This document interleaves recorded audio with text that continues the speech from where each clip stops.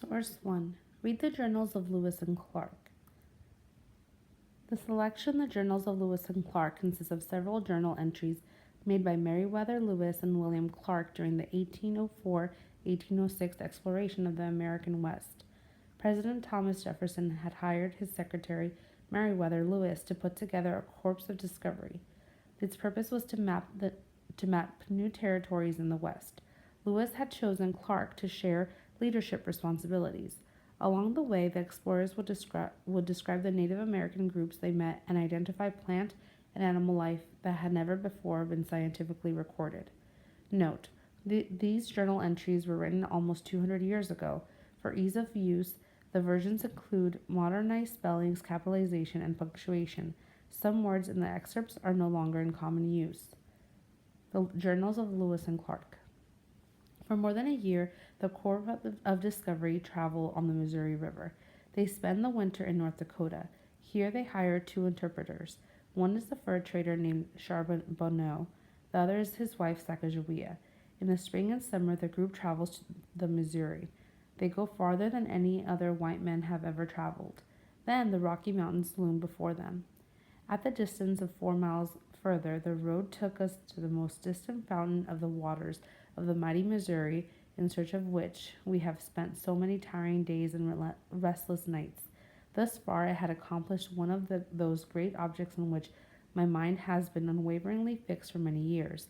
Judge, then, of the pleasure I felt in allaying my thirst with this pure and ice-cold water which issues from the base of a low mountain or hill of a giant climb for 1/2 mile.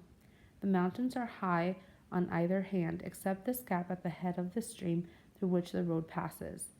After refreshing ourselves, we proceeded on the top of the dividing ridge, from which I discovered huge ranges of high mountains still to the west of us, with their tops partially covered with snow. I went down the mountain about 3/4 of a mile, which I found much steeper than on the opposite side, to a handsome, bold running creek of cold, clear water. Here I first tasted the water of the great Columbia River. After a short halt of a few minutes, we continued our march along the Indian road, which led us over steep hills and deep hollows to a spring on the side of a mountain, where we found ample quantity of dry willow brush for fuel. Here we encamped for the night. As we have killed nothing during the day, we now boiled and ate the remainder of our pork, having yet a little flour and dry meat. This morning, Captain Clark set out early, found the river rapids shallow and extremely difficult. The men in the water almost all day.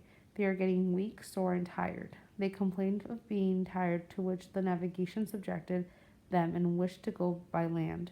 Captain Clark encouraged them and calmed them. One of the canoes was very nearly oversetting in a rapid today. They proceeded but slowly. Captain Lewis, 12 August 1805. Sacagawea helps Lewis and Clark bargain for horses. Then the group sets off across the mountains. They get trapped in the snow. There is no game to hunt. They have so little food that they nearly starve.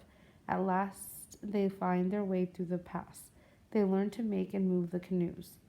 Great joy in camp. We are in view of the ocean, the great Pacific Ocean, which we have been so long anxious to see, and the roaring or noise made by the waves breaking on the rocky shores, as I suppose, may be clearly heard. Captain Clark, 7 November 1805. By now they've traveled more than 4,000 miles. Although they're in sight of the ocean, the corpse is stuck.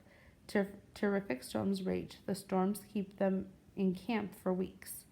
Our situation is dangerous. We took the advantage of a low tide and moved our camp around a point to a small wet bottom at the mouth of a brook, which we had not observed when we came to this cove, from its being very thick and hidden by drift trees and thick bushes. It would be upsetting to see our situation all wet and cold, our bedding also wet, and the ropes of the party which make up the half bedding are rotten, and we are not in a situation to supply their places. In a wet bottom barely large enough to contain us, our baggage 1/2 mile from us, and canoes at the mercy of the waves, although secured as well as possible, sunk with immense parcels of stone to weigh them down to prevent their dashing to pieces against the rocks.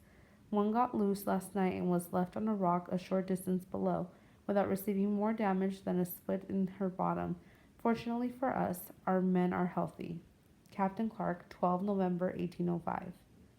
Lewis and Clark and company finally reach the ocean.